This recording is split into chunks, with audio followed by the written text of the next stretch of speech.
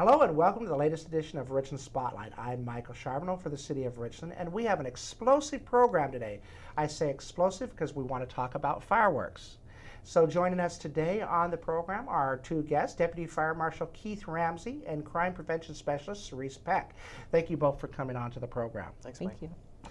Well, we asked for representation from both the fire and police department because enforcement and response to fireworks-related issues is a collaborative effort.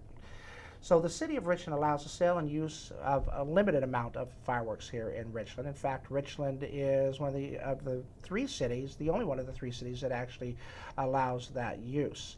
So tell me, Keith, what are some of the fireworks that are allowed to be sold and used here in Richland? It's very simple to determine what you can use in the city of Richland, because if it's purchased in Richland, then it's safe to use in Richland.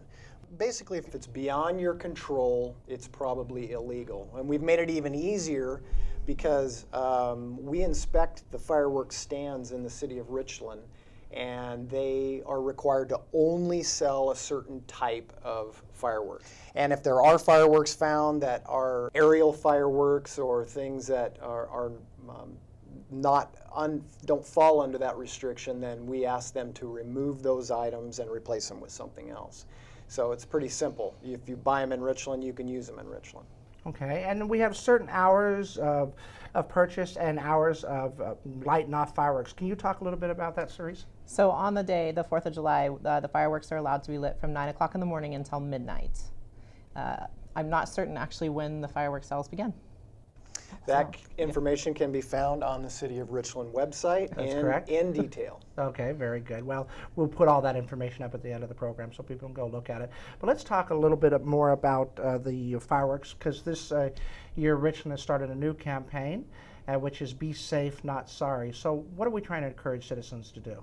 Have a plan. Our big thing is before you even buy your fireworks, start planning ahead. Number one, you're going to want to have a bucket of water, a fire extinguisher, a garden hose nearby, just in case. Also, have a plan with your children. This is a great festive time of year. We get together with our families and children are involved. And make sure you have some adults that are designated as the fireworks handlers, and make sure that the children are at a safe distance. I myself have witnessed many, many times when children were involved in setting fireworks off, and either near misses or injuries caused to very young children. And what we have to remember is these are Class C explosives. Now, do we go around handing Class C explosives to children? Not usually, but during the 4th of July, we do. A sparkler is a great example. We have no problem handing a lit sparkler to a young child when it burns hotter than a welding rod, and we would never hand a welding rod to a child. So have a plan and stick to it. Have a way to put the fireworks out. The other issue that we also have is disposal.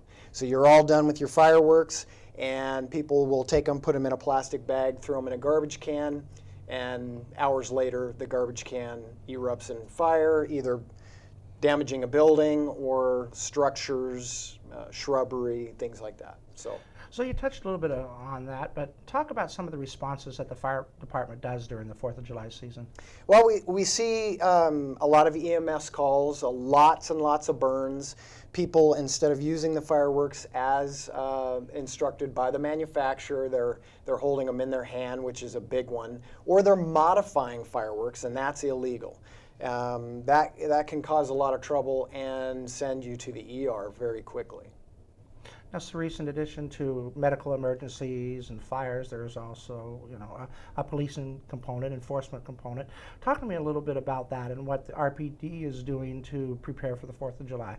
Thank you, Mike. So this year we will have extra staffing for the 4th of July. Our emphasis is going to be on the local parks because that seems to be the area where a lot of people go together to light the fireworks. We will have extra patrols down in the park area, and we'll try to cover as much of the residential areas as we can as the calls come in. Okay, and what happens if somebody is caught with illegal fireworks? So our first our first opportunity is going to be to educate the public on what is allowed in the city of Richland. Second, we will confiscate if need be, and we will cite if it comes down to that type of situation. So you could wind up with a citation if you don't have fireworks that are allowed in the city limits. So basically, to be safe, buy in Richland and use those that you bought in Richland. Correct. So you touched on the parks. I mean, you know, obviously a lot of people frequent the parks during 4th of July. Talk to me a little bit about the amount of work that goes into, you know, cleaning up after the fireworks happen on 4th of July.